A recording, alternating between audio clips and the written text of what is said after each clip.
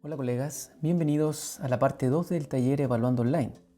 En esta parte del taller revisaremos dos ejemplos, uno de construcción de ítem de conocimiento y otro de desempeño. Revisaremos el paso a paso usando lo que vimos en el video anterior. Hablamos de aprendizajes esperados, criterios de evaluación y nivel cognitivo. También vimos el material asociado a tabla de especificaciones, las que se pueden encontrar en ambiente de aprendizaje en formación docente. Si bien podemos usar estas planillas para poder trabajar o las que nosotros hemos preparado en este taller. Haremos clic para descargar el Excel que se encuentra ubicado en los archivos del equipo Espacio de Apoyo Técnico Pedagógico en Microsoft Teams.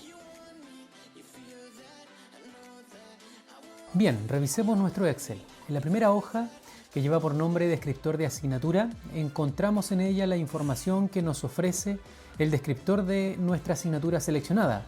Nosotros hemos transcrito esta información para poder trabajar nuestros ejemplos, por lo tanto ustedes pueden trabajar directamente con su descriptor. En la segunda hoja, que lleva por nombre habilidades cognitivas, mostramos un resumen que facilitará la comprensión y uso de los niveles cognitivos. Encontramos 4 columnas. En la primera de ellas están los niveles cognitivos como conocimiento, comprensión, aplicación, análisis, síntesis y evaluación. En la segunda columna cuenta con una definición para cada uno de ellos. En la tercera columna se muestran ejemplos de objetivos de aprendizaje relacionados con cada nivel cognitivo. Y en la última columna se observan verbos asociados a cada nivel cognitivo que podrían encontrar en la redacción de sus objetivos de aprendizaje o en criterios de evaluación. Pasamos a ver entonces la hoja 3, que lleva por nombre Taxonomía de Bloom. Es un complemento de la hoja 2 y ayuda a conocer más a fondo qué debe demostrar el estudiante en cada nivel cognitivo. La cuarta hoja es la que pueden usar para ir transcribiendo sus criterios de evaluación, instancias evaluativas e instrumentos de evaluación sugeridos para esta actividad. Lo que debemos crear entonces es la evidencia que dará cuenta del instrumento que nos sugieren y por ende lograr reflejar si el alumno alcanzó o no y en qué medida el aprendizaje esperado y los criterios de evaluación seleccionados para esa actividad. Veremos un ejemplo para que quede más claro de cómo utilizar esta planilla. En la primera hoja entonces se transcribió de la asignatura de Fundamentos del Mantenimiento y Producción Industrial los aprendizajes esperados, criterios de evaluación e instancias evaluativas e instrumentos de evaluación y evidencias sugeridas en el programa de asignatura. Todas nuestras asignaturas vienen con todo esto listo. Podemos observar que el aprendizaje esperado y cada criterio de evaluación comienza con un verbo que nos da señal del nivel cognitivo en el que vamos a trabajar. Esto nos dice qué tipo de instrumento podemos usar. Recuerden lo visto en la pirámide de Miller, si es que queremos evidenciar conocimiento o desempeño. Entonces, en el ejemplo para fundamentos del mantenimiento y producción industrial, el aprendizaje esperado nos indica que el alumno debe relacionar elementos y herramientas de los procesos de fabricación con sus aplicaciones en el ámbito industrial, de acuerdo a sus implicancias en los sistemas productivos. Los criterios de evaluación asociados a ese aprendizaje esperado son explicar, describir, integrar, comprender, producir, comunicar. En esta parte debemos recordar que en el contexto de pandemia se hizo además una priorización de aprendizajes esperados y criterios de evaluación, por lo que es importante revisar estas orientaciones y ajustarnos a ellas tanto para la preparación de las clases como para el diseño de las evaluaciones. Volvamos al ejemplo. El descriptor de asignatura recomienda utilizar como instrumento de evaluación una rúbrica y como instancia evaluativa una presentación expositiva. El aprendizaje esperado nos indica lo que el estudiante debe ser capaz de demostrar al finalizar la unidad. Y si buscamos los verbos de los criterios de evaluación en los niveles cognitivos, me percato que estoy en 2 niveles de conocimiento y comprensión.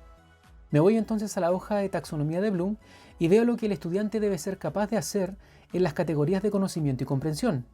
Entonces, en esta unidad trabajamos aspectos relacionados al conocimiento y que el alumno adquiera conocimientos teóricos, pero que además los utilice en casos concretos. No necesitamos solo que él repita algo de memoria, sino que vaya un poco más allá. Estamos en el segundo peldaño de la pirámide. Así entonces, con claridad respecto a lo que necesito que haga el estudiante, puedo comenzar a idear una actividad de evaluación. Lo que me indica acá el descriptor de asignatura es que debe ser una exposición y como instrumento debo utilizar una rúbrica. Entonces comienzo a crear el contexto para el trabajo que solicitaré a los estudiantes y voy redactando la explicación y requerimientos para luego confirmar que se hayan incorporado todos los criterios de evaluación. Revisemos. Veamos entonces las instrucciones que le hemos preparado a los estudiantes. El estudiante debe preparar un informe escrito y una presentación del mismo, ya sea en PowerPoint o a través de un video, donde se explica el proceso asignado. Para esto le damos 5 minutos. Los estudiantes deben trabajar en grupos de 4 personas. Se les asignará entonces una provincia de la región del Biobío para que realicen una investigación sobre los procesos productivos más relevantes de la zona asignada. Deben identificar como mínimo 4 textos que utilizarán para investigar e incorporarlos en la bibliografía del informe final. Cada alumno debe trabajar un texto. El informe debe ser presentado en Word, texto justificado, letra Arial, tamaño 12, lenguaje formal, interlineado doble, cuidado con la ortografía, etc. Debe ser entregado una semana antes de la fecha de la exposición. La rúbrica debe incorporar diversas dimensiones que evidencian los criterios de evaluación y los estudiantes deben conocerla al momento de asignar el trabajo.